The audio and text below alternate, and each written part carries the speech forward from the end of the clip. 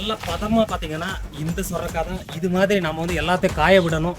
அப்போ தான் நம்ம வந்து விதை நடவு செய்யும் போது நமக்கு விதை வந்து எந்த ஒரு சேதாரம் இல்லாமல் பியூராக முளைக்கும்.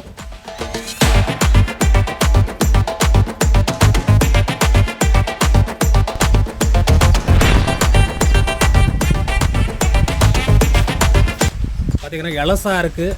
நம்ம வந்து வீட்டுக்கு நம்ம சமையலுக்கு பயன்படுத்தணும்னா இந்த ஸ்டேஜில் நம்ம பயன்படுத்தலாம்.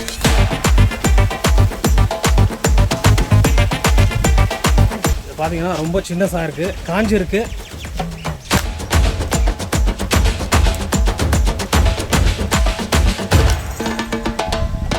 இப்போ இதுலேயே பார்த்தீங்கன்னா ஒரு 4-5 விதை இருக்குது.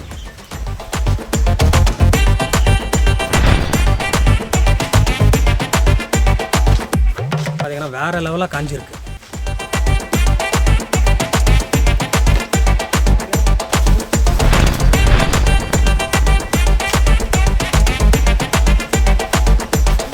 இது வந்து கெட்டு போயிருக்கு.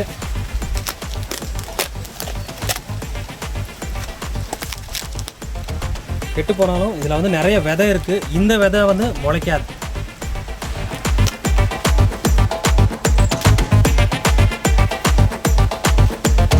இப்போ இது ரொம்ப சின்ன சைஸு இருந்தாலும் ஹெவி ஸ்ட்ராங்காக இருக்குது. இதுக்குள்ளே பாருங்கள் எவ்வளோ விதை இருக்குன்னு காட்டுறேன். ரொம்ப அருமையாக இருக்குது. விதையெல்லாம் சூப்பராக இருக்குது.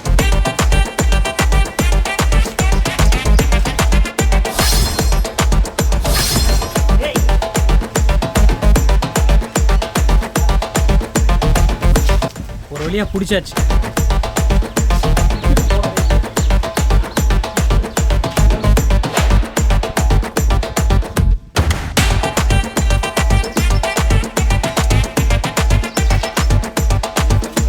இப்போ முத்துனது இலசு எல்லா சுரக்காயும் நம்ம பறிச்சாச்சு. பாருங்க,